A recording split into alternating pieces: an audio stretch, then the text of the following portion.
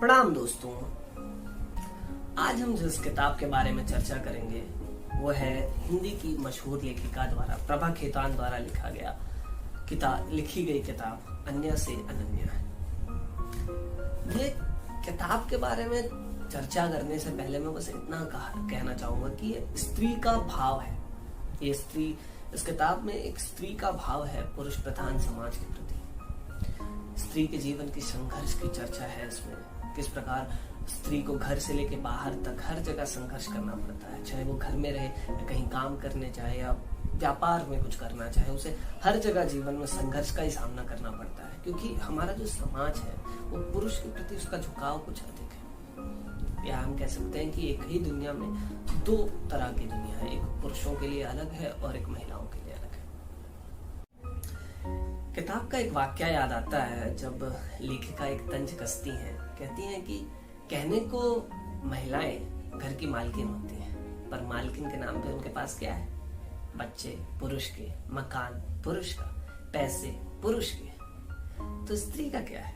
स्त्री का बस चूल्हा और चौका होता है। और ऐसे पे और एक इंसिडेंस याद आता है जब कहानी के बीच में लेखिका जब विदेश में होती हैं तो वो कहती हैं कि मतलब ये पश्चिमी सभ्यता की औरतें जो है वो सिर्फ पैंट सूट पहनना जान गई, लेकिन समस्याएं इनकी अभी भी भारतीय समाज की तरह है, क्योंकि हर जगह महिलाओं की समस्या एक जैसी ही है। तो ऐसे कई चीजें हैं जो इस कहानी को आपके रोजमर्रा के जीवन से जोड़ते हैं। जहां तक बात कहानी की है तो कहानी है प्रभा की, उन्हीं की आत्मकथा है प्रभा खेतान की। और कैसे मतलब कहानी शॉर्ट में बताऊं तो बस इतनी है कि कैसे उनको एक अपने से 18 साल बड़े व्यक्ति से प्रेम हो जाता है, वो भी शादीशुदा और 3 बच्चे का पिता होता है। फिर कैसे उस प्रेम को निभाने में जो उनको स्ट्रगल करना पड़ता है उसके बारे में इसमें चर्चा है। उसके बाद उनकी कई विदेश यात्राओं पर चर्चा है, क्योंकि वो एक व्यापार करने वाली महिला होती हैं जो जूतों का, कपड़ों का, चमड़े का व्यापार करती हैं।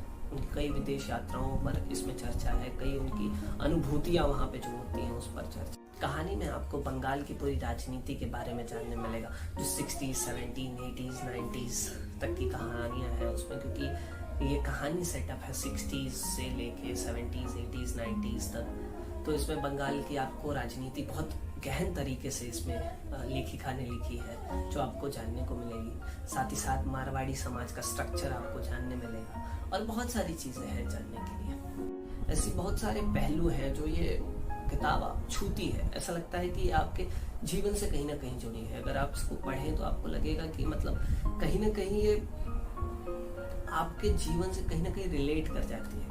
भले से इसमें स्त्रीवादिता पर अधिक चर्चा है, लेकिन स्पष्ट रूप से कहा जाए तो ये किताब नहीं है, अपने आप में एक इमोशन है, एक भाव है जो भारतीय समाज का दर्पण आपको दिखाती है। तो मेरा मानना है कि आपको ये किताब जरूर पढ़नी चाहिए, अन्य से। तब तक के लिए धन्यवाद। फिर मिलेंगे अपने अगले वीडियो में किसी और नई पुस्तक के साथ।